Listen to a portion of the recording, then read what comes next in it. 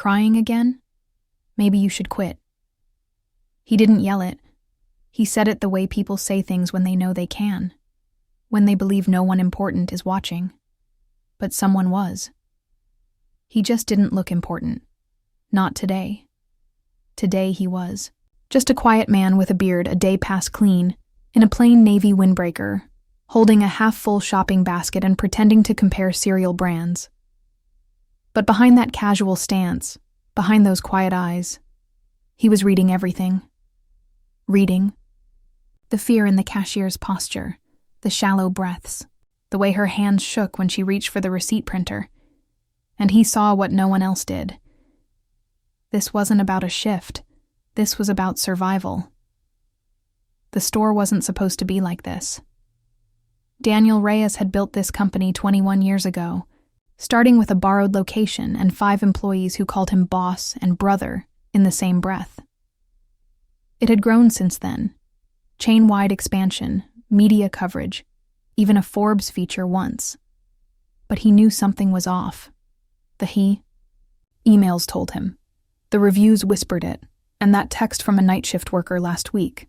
Unsigned, anonymous, just 5 words. You need to see for yourself, so he came. No announcement, no press. He took a red-eye flight, landed 3 states away from HQ, rented a small sedan, and drove himself to the store that started it all. And what greeted him was a woman, maybe mid-20s, short dark hair pinned back with a glitter clip, wiping her eyes behind the register while a manager rolled his eyes behind her. "You've been late twice this month," he muttered loud enough for the line to hear. "You're lucky I don't write you up again." Daniel didn't move. He stood behind a fake display of discount marshmallows and watched. The girl, her name tag said Kendra, nodded without speaking. She blinked hard, forced a smile for the next customer, and bagged items so quickly her knuckles turned red. The customer, an older woman with soft hands, looked down at her receipt and hesitated. It says I bought 6 of these, but..." "It's correct," the manager cut in. "I just thought..." "We're on a timed system, ma'am. If there's a real issue, you can go to returns." The customer backed off. Quiet. Kendra kept ringing. Daniel kept watching, and the manager, Troy, based on the badge swinging smugly on his lanyard, walked away without glancing back. Daniel moved to the next aisle and picked up a notepad he didn't need. He pulled out his phone. Opened a private app labeled ORCA, Code for Operational Recon and Culture Audit. He tapped open a voice note. 10:24 a.m., store 0117. Front cashier observed under emotional distress. No support offered. Manager verbally scolded her during open customer queue. Escalation tone aggressive. Client experience compromised. Staff morale visibly damaged. He ended the note, slid the phone away. This wasn't what he came expecting to find. It was worse. He circled the store slowly. Aisles were tidy, floor waxed, inventory placed with robotic precision. On the surface, it looked good. But then came the microsigns. Staff avoided eye contact with each other. Break room light was flickering. No one had reported it. Shelving associate wore headphones in only one ear. The other was listening. No one smiled unless a customer was watching. This wasn't a team. It was a battlefield with folded uniforms. Daniel made a small purchase, a bag of chips, just to approach the register.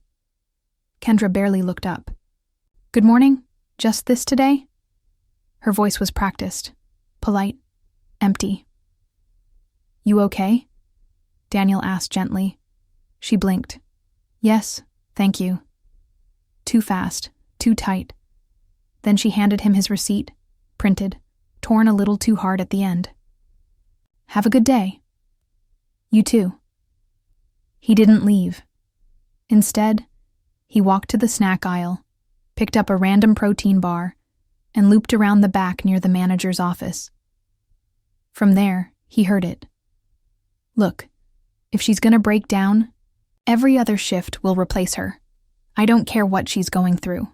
It was Troy. Another voice, Maybe the shift supervisor, calm, spoke back, softer. Her son's in and out of the hospital. She's the only one covering when night shifts drop. Then maybe she should stay there. We need people who don't make customers uncomfortable. Daniel wrote the quote down word for word. Then he texted HQ. Send me every schedule and shift report from the last 6 weeks. I'm not leaving. Daniel didn't leave after making his purchase.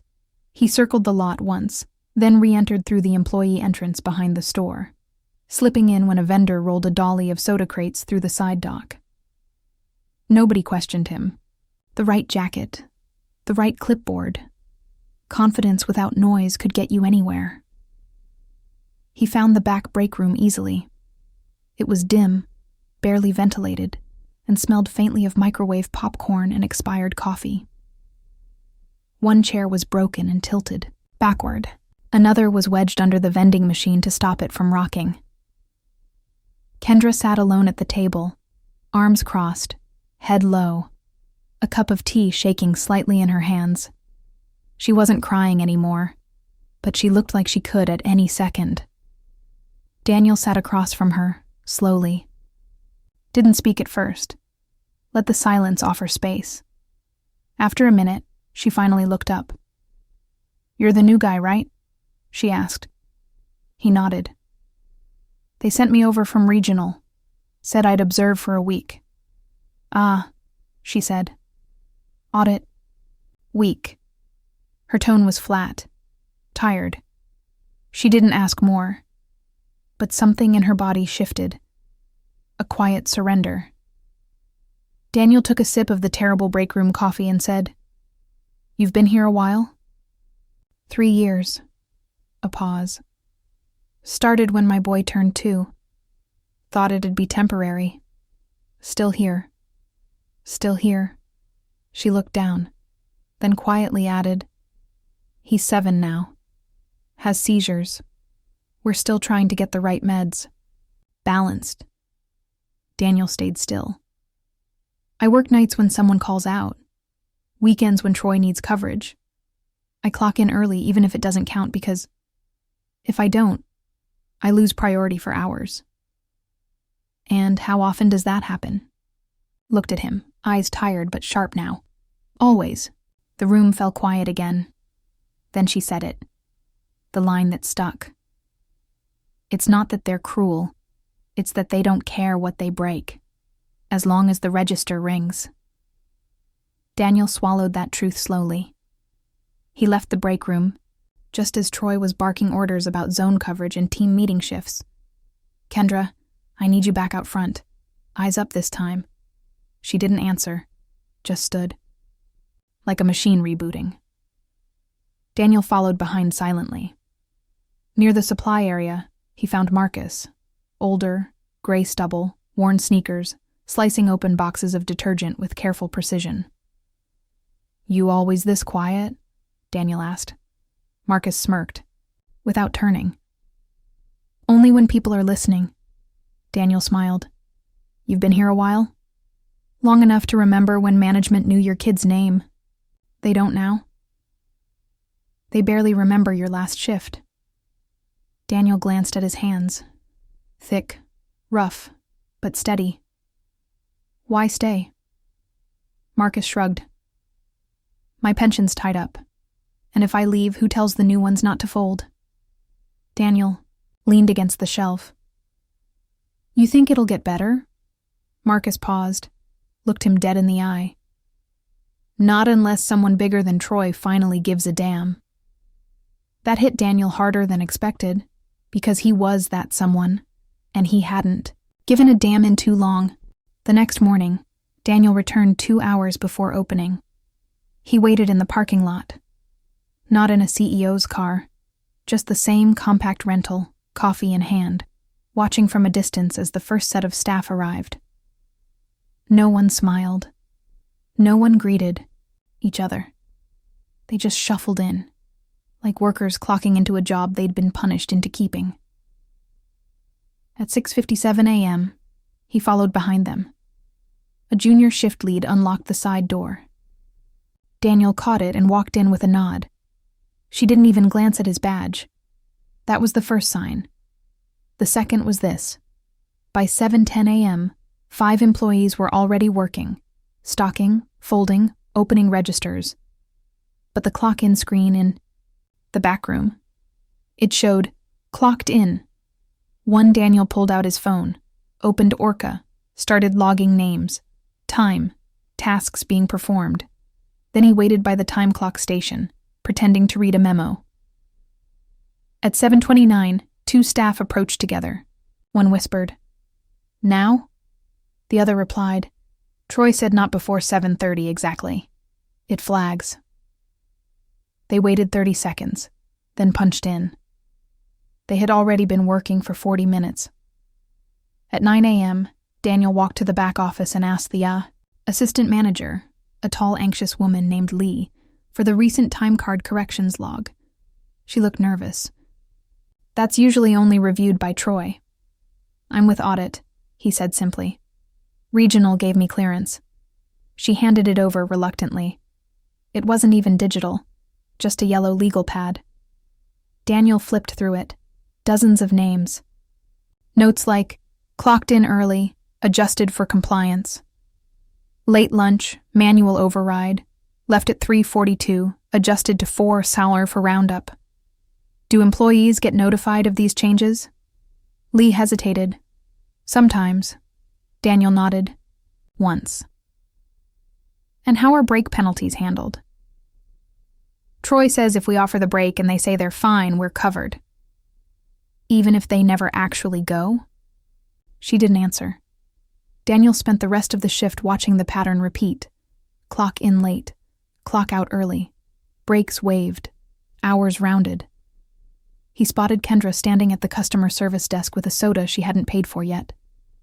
She saw him, flinched slightly. "I'll ring it in. You don't have to explain," Daniel said quietly. "You're working. You're entitled." She looked confused. "Troy says we can't drink at the desk." "Troy isn't here." And for once, she smiled. Just barely. Back in the office, Daniel opened his voice recorder again. 9:56 a.m. Time card tampering confirmed. Manual adjustments to shift logs done without consent. Breaks withheld. Early labor coerced. Systemic, not isolated. Begin full documentation audit immediately. He looked at the wall. A dusty frame still hung there from 5 years ago. A photo of the store's top-performing quarter, featuring Troy with his arms around 6 former employees, all smiling with frozen eyes. Daniel took it down and dropped it, face first, into the bottom drawer of the desk. Daniel found Marcus restocking bleach and sponges near aisle 7. He watched the older man wipe his forehead with the back of his wrist, his motions slow but practiced, not sluggish, efficient. Like someone who had been doing this long enough to know exactly how much effort to give before someone else benefits from your extra energy. "You always get this aisle?" Marcus smirked without looking up. "I pick it. Troy hates the smell. Leaves me alone when I'm near chemicals." Daniel chuckled softly. "Smart." They moved together, side by side, folding labels, straightening bottles. "Ever think of leaving?" Daniel asked casually. Marcus paused. That question wasn't new, but the tone was different this time. "Sure," he said. "Couple times a year. Usually when someone younger than my boots gets promoted over me." "Why stay?" Marcus straightened his back and looked down the aisle like he was searching for the right words. "Because someone has to remember what this place was supposed to be." Daniel stayed quiet. "We had a manager named Lila back when I started. She made every new hire feel like they were somebody's kid walking into their first day of school. You messed up, she corrected you, but she never made you feel disposable." He leaned on the cart now. "It changed after her. It got colder. Clock in, clock out. Nobody says your name unless you're late. If the system breaks, it's your fault. If a customer yells, it's your problem." Daniel's throat tightened, because everything Marcus said, he'd heard in theory.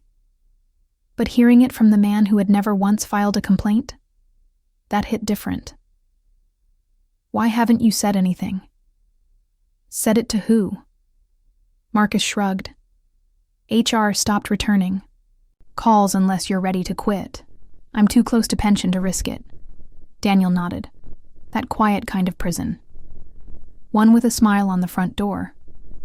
Marcus added, besides, I still try to make it better. In my own way. How? Marcus opened his back pocket and pulled out a folded slip of paper, a hand-drawn map. It showed the break room, a few hiding spots in the aisles, and one circled area labeled safe space. When someone needs to cry or breathe or just not break down in public, I tell them to go there. Daniel stared at it. Does Troy know? Not unless he's ever bled for anyone but himself. They both stood still. The sound of a toddler laughing in another aisle filtered in. Then Marcus said something Daniel would carry the rest of his life. You don't need power to protect people. You just need to not forget how it feels to be afraid. Daniel turned away for a moment, not to hide weakness, but to honor it. Thank you, Marcus. Marcus nodded once. Didn't say it for thanks. Later that day, Daniel saw Kendra sitting on a milk crate near the loading dock, quietly texting. Not hiding, not working, just breathing. He approached slowly. You. Okay? 5 minutes. Marcus said this was the safe spot. Daniel sat down beside her. Crates weren't comfortable, but truth didn't need cushions. You ever think about leaving? He asked. She sighed. Every week. Then I remember, if I go, who helps the next one? Daniel looked at her, really looked. You're stronger than most people I know. She laughed once. No joy in it. Just tired. I'm not strong. I'm just used to it. Daniel reached into his coat pocket, pulled out a company feedback card, the kind designed for customers. He flipped it over and wrote, Used to pain is not the same as okay with it. He handed it to her. She read it, didn't speak, but she didn't throw it away either. That night, Daniel stood outside the store as lights dimmed and shift turnover began. He didn't drive off immediately. He watched Kendra walk to her car, exhausted but upright. He watched Marcus help a new cashier clock out and give her a wrapped granola bar from his own bag. He watched Troy laugh in the break room with a clipboard full of compliance exceptions in his hand. And he realized, this wasn't mismanagement. This was erosion. People weren't quitting jobs anymore. They were quitting themselves.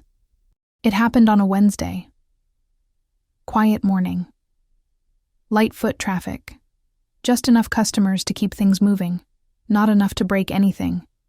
Until it broke anyway. Daniel was helping stock shelves when he heard it. A plastic crash. A customer's gasp. Then, nothing. When he rounded the corner, he saw Kendra crouched beside the front register, her back against the cereal end cap, eyes wide, gasping like she couldn't pull in enough air. Her hands shook uncontrollably. A jar of peanut butter lay on its side nearby, cracked but not broken. Troy stood over her. Again with this? If you need to cry, do it off the floor. Customers were watching. No one moved. She's having a panic attack, someone whispered. Troy barked into his earpiece. Can we get a cart for aisle 1, please? And someone, get her off the damn floor. He didn't kneel. He didn't ask. He didn't care. Daniel stepped forward, slow but certain. She needs water, he said, voice calm. Troy looked at him, annoyed. You don't give orders here. You're right, Daniel replied, but neither do you, not anymore. Troy froze, not because of the words, but the tone. Daniel knelt beside Kendra, offered her his bottle. She took it with trembling fingers. It's okay, he whispered. You're safe. Just breathe, in, out. Kendra nodded, eyes still glassy. A child. Nearby whispered to her mother, "Why is she crying?" The mother replied, "Because someone forgot to be kind." Daniel helped Kendra stand. She steadied herself on the edge of the checkout counter. "I'm sorry," she whispered. "Don't be," Daniel said. "Not for surviving." Later in the break room, Daniel sat across from her as she sipped tea from a cracked mug. Troy burst in. "You can't just step in like that and start undermining me." Daniel stood up. "I wasn't undermining. I was correcting." "Who do you think you are?" Daniel took out his phone, tapped open a file, held up a photo, the founding day of the company. A younger version of him, arms around early hires, standing in front of the first store. Troy squinted, then blanched. "That's you?" Daniel nodded. "I've been here all week, watching you, watching her, watching this team suffer under your performance metrics and emotional neglect." He stepped forward. "You're not a manager, you're a hazard." "Now wait a minute." "No." Daniel's voice cut sharp. "You wait. You wait for HR to call. You wait to explain every unpaid shift, every silent write-up, every time you told someone to suck it up instead of asking what hurt. You wait, because your authority ends today." Troy opened his mouth, but there was nothing left to say. Daniel turned to Kendra. "You're not invisible anymore." And then, to the room, "None of you are." The next morning, Troy was gone. No farewell speech, no exit interview, just an empty office, a surrendered badge, and a silence that felt cleaner.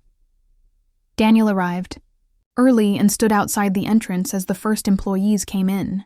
One by one, they slowed their steps, unsure of what to say. Until Marcus walked up, nodded once, and said, "Never thought I'd see the day." "It took too long," Daniel replied. They stepped inside together. Daniel gathered the full team in the break room. No clipboards, no agenda, just a whiteboard with one sentence. "If this place belonged to you, what would you change first?" At first, no one spoke. Then Kendra stepped forward, slowly, still unsure of her voice. "Break coverage." "Say more," Daniel said. "We're told breaks are flexible, but they're really just gone. We cover for others, clock out when. We're not allowed to rest, and we're too scared to say anything because it gets used against us." Daniel nodded. "Effective immediately. All breaks are scheduled, covered, and logged. Anyone caught adjusting clock time without verbal consent will be reported, and bonuses will be tied to staff well-being, not just profit." The room stirred. Then Marcus spoke. "Training. We get new kids dumped on us without prep, and when they mess up, they get written up instead of taught." "Noted," Daniel said. "You'll design the new onboarding system." Marcus blinked. "Me?" "You've been mentoring quietly for years. Let's make it official." Then Daniel turned to Kendra. "I have a proposition." "I'm listening." "I need someone to lead the transition, to help us shift from fear to function. Someone who knows what being overlooked feels like. Someone who doesn't want power but understands responsibility." Kendra looked stunned. "You want me to manage?" "No," Daniel said. "I want you to redefine what managing means here." A long pause. Kendra glanced around the room. Coworkers who'd seen her cry, customers who'd watched her break, managers who never saw her at all. Then she said, "I'll do it, but only if I get to make the safe space a real part of the floor plan." Daniel smiled. "Done." The rest of the day was different. No one rushed. People spoke in full sentences. Even the lights felt warmer. Daniel spent time listening. Not directing. He heard stories of lost hours, missed promotions, nearly broken spirits. He also heard something else. Laughter. Not the performative kind. Real, messy, human. At the end of the day, He handed Kendra a new badge. It didn't say manager. It said, Team Advocate, Floor Support. She smiled at the title. Not too shiny. I like that. It fits, Daniel said. As the sun set, Daniel stood by the door as each employee left. No handshakes, no ceremony, just eye contact, gratitude, hope. And as Marcus walked out last, he turned and said, Feels like the store remembered its name again. What's that? Daniel asked. People. Kendra didn't sleep much her first night as team advocate. It wasn't fear that kept her awake. It was the weight. The weight of everyone who had stayed quiet. The weight of every break skipped. Every late shift covered without thanks. Every smile forced through exhaustion. By morning, she had written down 13 ideas in a cheap notebook she used to track her son's medication times. They weren't radical changes, just human ones. Assign one buddy to each new hire. Post daily wins, not just weekly metrics. Designate a real break zone with no cameras. Encourage someone by name, every day. She brought the list to Daniel. He didn't correct it. He didn't filter it. He handed it back and said, Start today. Kendra's first meeting wasn't in the break room. It was on the floor, next to the freezer section, where most casual updates happened anyway. She gathered 5 teammates. You all know who I am, she started. But this role's not about me. It's about what we need that we weren't allowed to ask for. They stared, silent. Then one of the younger workers, Jazz, spoke up. You mean, we can actually say stuff now? Not just say it, Kendra replied. We can build with it. Jazz smiled faintly. Then I want to start by saying, the morning music's too loud. Makes my anxiety spike. Kendra nodded. Lowering it starts tomorrow. You just made your first floor reform. Everyone blinked, then smiled. Daniel watched from the camera room, no longer surveilling, just witnessing. Kendra stood where Troy used to bark. But she didn't bark. She listened, and when she nodded, people stood straighter. By week's end, small things had changed. Marcus hosted his first mentorship walk, showing new hires where the safe corners were. The staff feedback board was renamed the What's Working wall. A handwritten note from a customer said, Your cashier helped me find my wallet after I dropped it in the produce bin. I didn't feel like an inconvenience. I felt seen. That note got framed. Not by Daniel, by the team. One afternoon, Daniel pulled Kendra aside. You're doing more than stabilizing this floor. What am I doing? You're reminding them what safety feels like. Kendra looked at the rows of carts. Funny thing about safety, she said. You don't notice when it's there. But when it's gone, it's all you feel. As staff filed out that night, one by one they passed the new sign above the exit door. It read, This is not just where you work. This is where you matter. No corporate logo, no slogan, just truth. And for the first time in a long time, no one walked out looking over their shoulder. 3 weeks later, Daniel walked into a different store, 200 miles south, same logo, same uniforms, but different air. Not colder, just empty. The manager greeted him with corporate polish, polite nods, buzzwords about growth and staff efficiency. Daniel looked around. Eyes dropped when he made contact. Conversation stopped when he passed by. He saw a cashier's hands tremble when a receipt jammed. Take your time, he said. She looked shocked, then mouthed, Thank you. He made his choice. We're doing this everywhere. Back at HQ, Daniel called an emergency leadership meeting. 12 executives sat around the glass table, the same one that had once awarded Troy Manager of the Year. Daniel didn't open with numbers. He opened with Kendra's story. She cried behind a register, and we never asked why. That's on me. That's on us.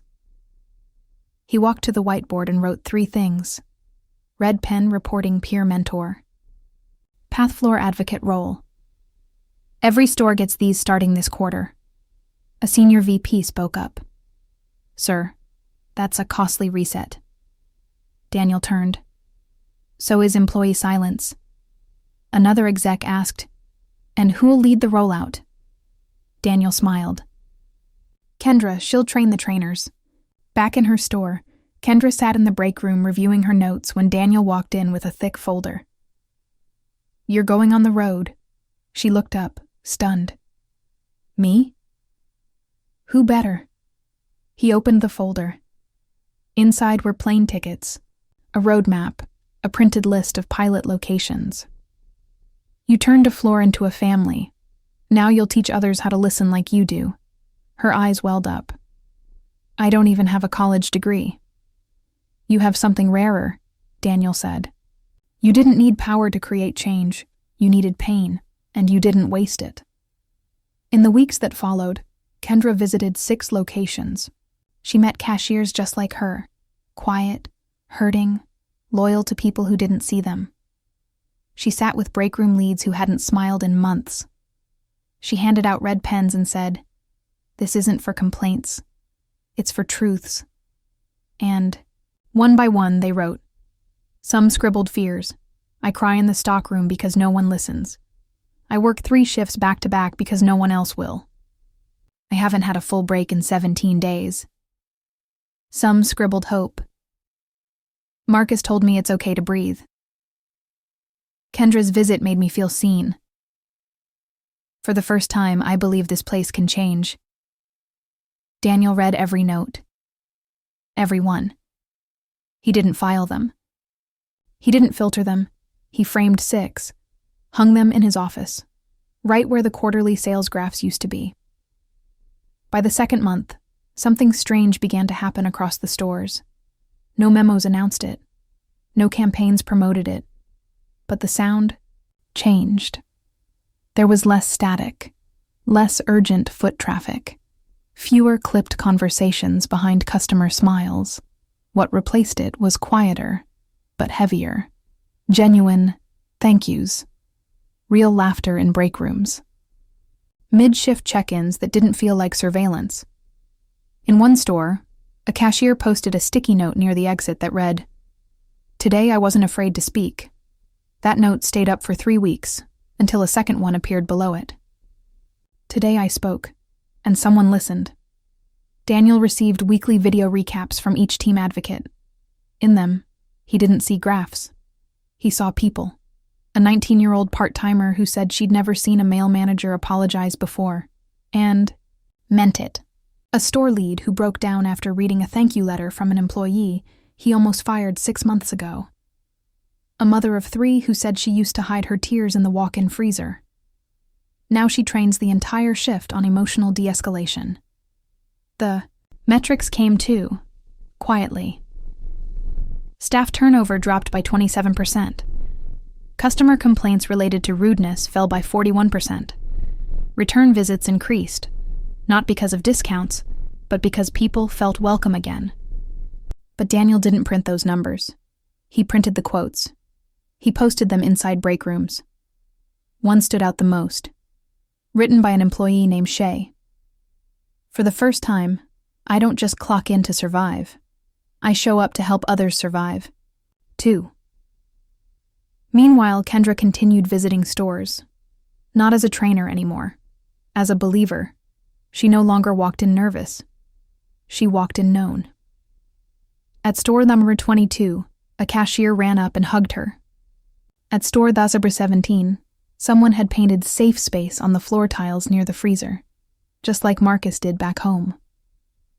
At one location, an entire team stayed 30 minutes late just to write gratitude notes to each other after her workshop.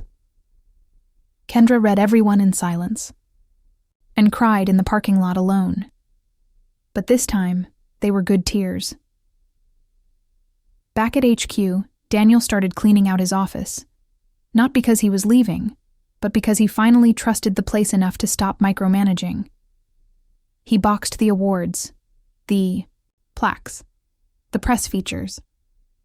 He left one thing on the wall, A note, written in thick black marker under glass. We don't need to be perfect. We just need to stop pretending pain is part of the job.